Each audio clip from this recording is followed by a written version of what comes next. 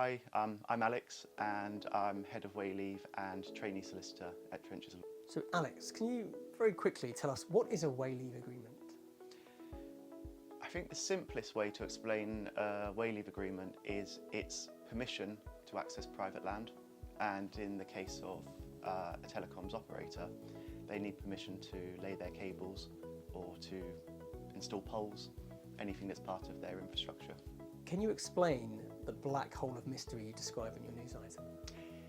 Yes, so the black hole of mystery was probably the easiest way to explain it.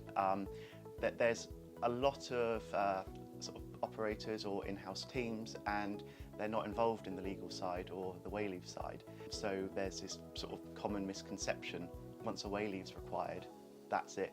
You might see one at the end, and it does go into that black hole. But it's a little bit simpler than that if you understand them. It's a legal agreement that's negotiated between at least two parties, might be 3, 4, 5 parties, and it's that time for a solicitor to negotiate the agreement, to send it back, delays, take client instructions. So it's a bit like similar to if you were to buy a house. It might take 3 months because of the negotiations and the back and forth and the processes that need to be followed. And how should you go about challenging these fees if you have any concerns? The best thing is what we do. We track fees that we see from firms, so we've got a rough idea of what's an average fee. That's both for legal costs and surveyors' costs.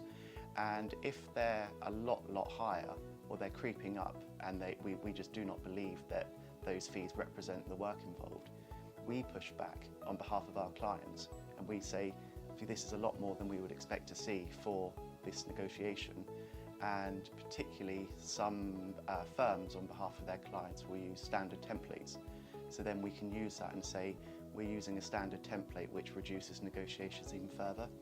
And we do have quite a lot of success with having the fees reduced, or uplifts might be requested at some point, and we've had quite a lot of success sort of pushing back on that and requesting time breakdowns to see where the time's spent, because ultimately we need to keep the fees as low as possible for our client, because they pay the legal fees, quite often surveyors' fees, they're paying the third party's legal fees, and they're installing their apparatus for free.